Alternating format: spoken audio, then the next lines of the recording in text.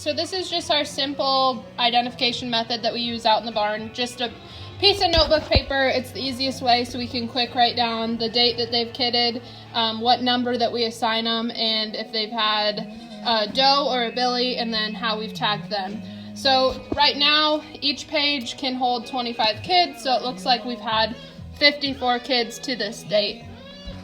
So if you remember me saying, the green tags are for our moms. And so this means that this is our 37th mom to have a baby this year. And like I said, we've had 54 kids, so you can see there's been a couple doubles, plus that's not counting that one there.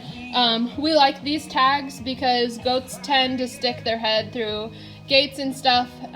So with these smaller tags, we have a lesser chance of them ripping their tag out, where we'll have to re-tag it or something. And it just comes with these little pins, and this is our tagging device, which if you're in animal science, you've seen that before, and I'll kind of show how that works. But basically, it's just like a piercing gun, and it will be pushed through there, and then the tag will stay in their mom's ear. And for the kids, remember I said that one was a boy, so for our method we use blue for boy, and then we just use the same tag number as their mom. So I'll go ahead and write blue 37 on here, and I haven't wrote it down on my sheet yet, so I'll go ahead and record that as well, so we can make sure that we keep all our records straight. Alright, so I wrote 37 on there. I have the button for the back. I've recorded today's date, the mom's number. She just had one billy, and his number is going to be blue 37. You can see here a few days ago we had a set of twins. 034 had two little girls, so they were both tagged yellow, and then you can see here how we kind of tagged them so they were correlating with their mom. So 34-1 and 34-2, and they were both yellow. Because if we just put 34, we wouldn't necessarily know how many they had, and that way we can also track if we just put the one number. If they started to look a little thin or something, we wouldn't know what the deal is. But if it was like 34-2, we know, okay, well, there's twins milking on that mom, so maybe she needs to have one pulled or something, or there's something wrong with her milk supply. So this just really helps us keep track of everything. So we're going to go ahead and tag the mom and the baby.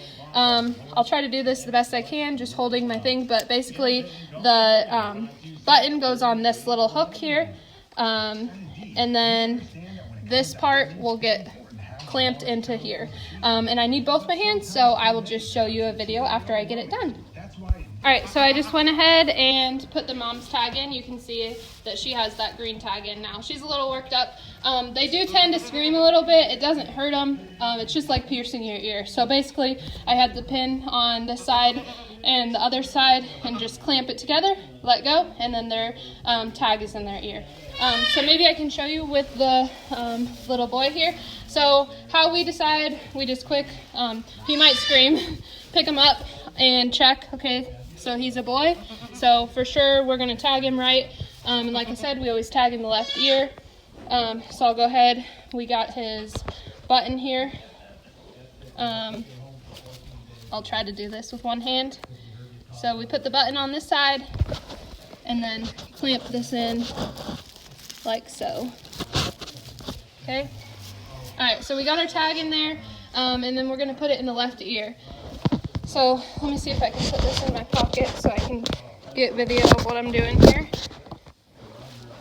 Okay, so he might scream, but like I said, just a quick little, and then he has his tag in his ear. So he has his little ear tag, and he's not screaming it or anything anymore, so obviously he's not in pain. It just might have scared him a little bit.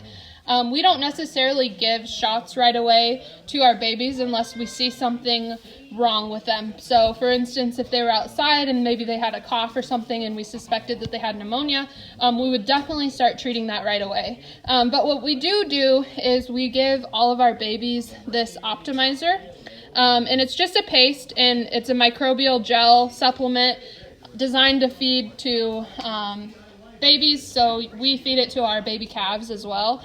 And it just makes sure that they are protected against scours. So if a goat or a calf gets scours, they will have a really poopy butt, which he just has baby poop. It's not scour poop.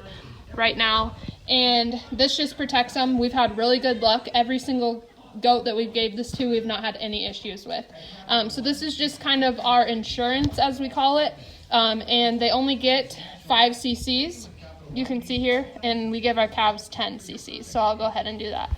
All right, so I'll go ahead and try to put my phone in my pocket again, and so you can see. So I've got 5 cc's marked here, and I just grab the baby, open his mouth, and stick it in, and then he eats it.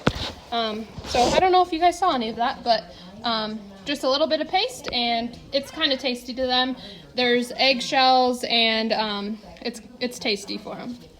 That's it. That's all we do. And then these ones are ready to be kicked outside, so you'll see later where I put them in with their boars. So these ones are both full boars, so they'll go in with the boar pen, and they should have everything they need to be healthy.